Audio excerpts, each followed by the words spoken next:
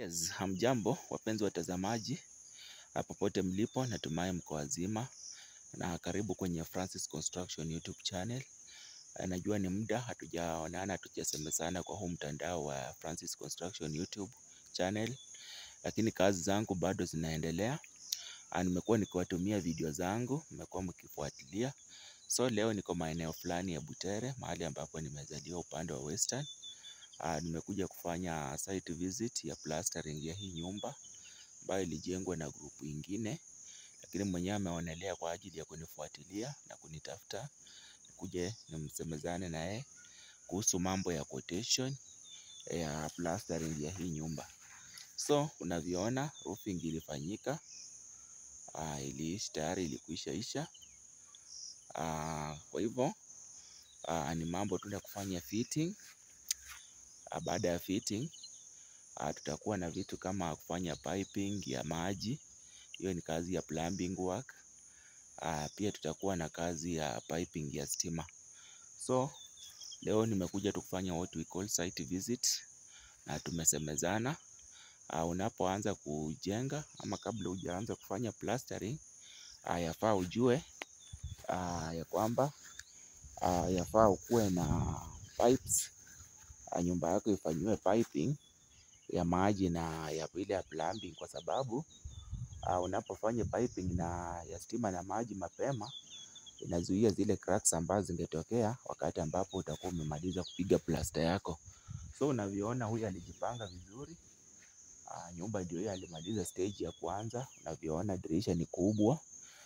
Hapa hivi ile dirisha mahali niko, ile dirisha ya sitting room, na unavyoona ni dirisha kubwa sana, dirisha ya futi 7 karibu kwa dirisha futi 6 kwa futi 8.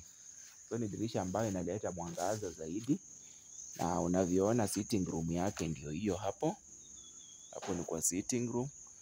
Alafu unapoangalia pande kule kwingine kuna ile dirisha ambayo inaonekana upande wa mbele wa video, ni ile dirisha ya dining. So dirisha ni kubwa, na umuhimu wa madirisha kubwa ukiwa na nyumba kama hii ya permanent, wakati hata mchana giza inapotokea siku za mvua kidogo, unapata giza inakuja mapema kabla ya wakati. So unapokuwa na dirisha kubwa kama hizi kwa nyumba, zinaleta ile mwangaza kwa nyumba vizuri, na hakuna haja ya kuwasha stima ama kutumia taa yako kama hauna stima, kama taa ya solar wakati wa mchana saa kama bado. So dirisha zitapeana enough light ambayo itakuwa nyumba yako itakuwa na mwangaza.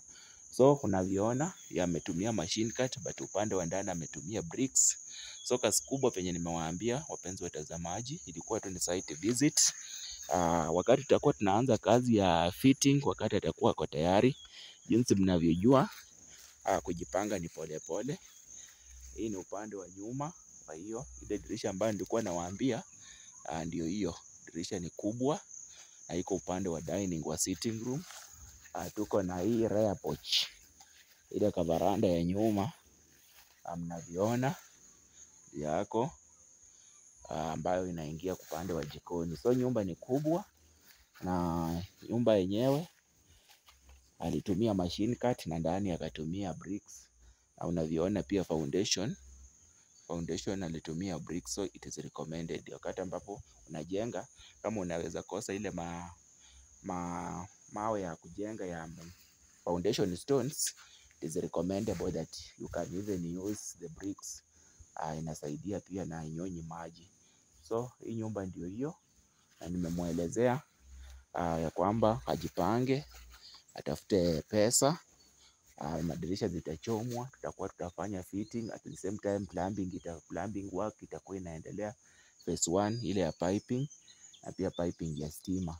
So naomba kwamba wapenzi watazamaji muendelee kunifuatilia kwa njia ya kunisubscribe, kulike ama kushare, na mnaweza kunireach out, na pia mnaweza fuatilia video zangu ambazo ziko kwa channel YouTube yangu ya Francis Construction, ama pia napatikana kwenye TikTok at the same logo ya Francis Construction YouTube channel, at the same Francis Construction TikTok.